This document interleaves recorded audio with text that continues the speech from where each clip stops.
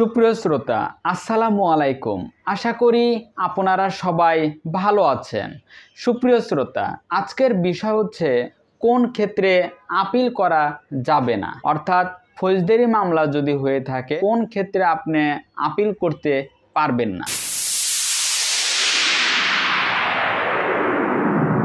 সুপ্রিয় শ্রোতা, আপনারা দেখছেন ল আইডি স্কুল ইউটিউব চ্যানেল থেকে। আমি আছি আপনাদের সঙ্গে মেহেদি হাসান, জসকোট, ঢাকা থেকে। সুপ্রিয় শ্রোতা, আপনাদের কাছে আমার অনুরোধ থাকবে আমার এই চ্যানেলটি সাবস্ক্রাইব করবেন এবং লাইক ও কমেন্ট করবেন। সুপ্রিয় শ্রোতা, যদি কোনো প্রয়োজন হয় তাহলে পাশে থাকা মোবাইল নাম্বারে যোগাযোগ করতে পারেন। সুপ্রিয় শ্রোতা, আজকের বিষয় হচ্ছে যে কোন ক্ষেত্রে আপিল করা যাবে না। এক্ষেত্রে ফৌজদারি কার্যবিধির 1898 সালের 412 ধারায় বলা হয়েছে যে আসামি যদি দোষ স্বীকার করে, অর্থাৎ সে যে অপরাধ করেছে সেই অপরাধের কথা যদি সে স্বীকার করে তাহলে উক্ত স্বীকার উপর ভিত্তি করে যদি শাস্তি প্রদান করা হয় তাহলে উক্ত শাস্তির বিরুদ্ধে আপিল করা যাবে না। তবে দণ্ডের পরিমাণ বা দণ্ডের যৌক্তিকতা বিষয় নিয়ে আপিল করা যাবে। অপরদিকে ফৌজদারি কার্যবিধির 1898 সালের 413 ধারায় বলা হয়েছে তুচ্ছ মামলার ক্ষেত্রে আপিল করা যায় না, অর্থাৎ দায়রা আদালত যদি অনধিক 1 মাসের কারাদণ্ড প্রদান করেন তাহলে সেক্ষেত্রে আপিল করা যাবে না।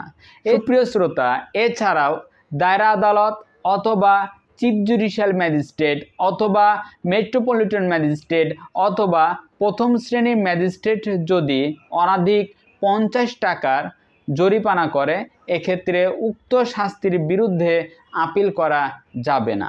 আদালত যদি জরিমানা প্রদান করে এক্ষেত্রে উক্ত অভিযুক্ত ব্যক্তি যদি জরিমানা দিতে যদি ব্যর্থ হয়, এর ফলে যদি আদালত যদি কারাদণ্ড প্রদান করে তাহলে উক্ত শাস্তির বিরুদ্ধে আপিল করা যাবে না। এছাড়াও ফৌজদারি কার্যবিধির 1898 সালের 414 ধারায় বলা হয়েছে সংক্ষিপ্ত বিচারের ক্ষেত্রে অভিযুক্ত ব্যক্তিকে যদি অনধিক 200 টাকা জরিমানা করা হয় তাহলে সেক্ষেত্রে উক্ত শাস্তির বিরুদ্ধে আপিল করা যাবে না। সুপ্রিয় শ্রোতা, একটি বিষয় মনে রাখতে হবে যে একই মামলায় যদি একাধিক দণ্ডাদেশ প্রদান করা হয় সেসব দণ্ডাদেশ যদি সাধারণত আপিল যোগ্য হয় তাহলে সেক্ষেত্রে শুধুমাত্র একত্রে দেওয়ার কারণে তখন আপিল যোগ্য হবে। সুপ্রিয় শ্রোতা, আশা করি বিষয়টি বুঝতে পেরেছেন। যদি কোনো প্রয়োজন হয় তাহলে পাশে থাকা মোবাইল নাম্বারে যোগাযোগ করতে পারেন। সুপ্রিয় শ্রোতা, আপনাদের কাছে আমার অনুরোধ থাকবে আমার এই চ্যানেলটি সাবস্ক্রাইব করবেন এবং লাইক ও কমেন্ট করবেন। সুপ্রিয় শ্রোতা, ভিডিওর শেষে সবসময় বলে থাকি আপনারা সবাই ভালো থাকবেন, সুস্থ থাকবেন। ধন্যবাদ। আসসালামু আলাইকুম।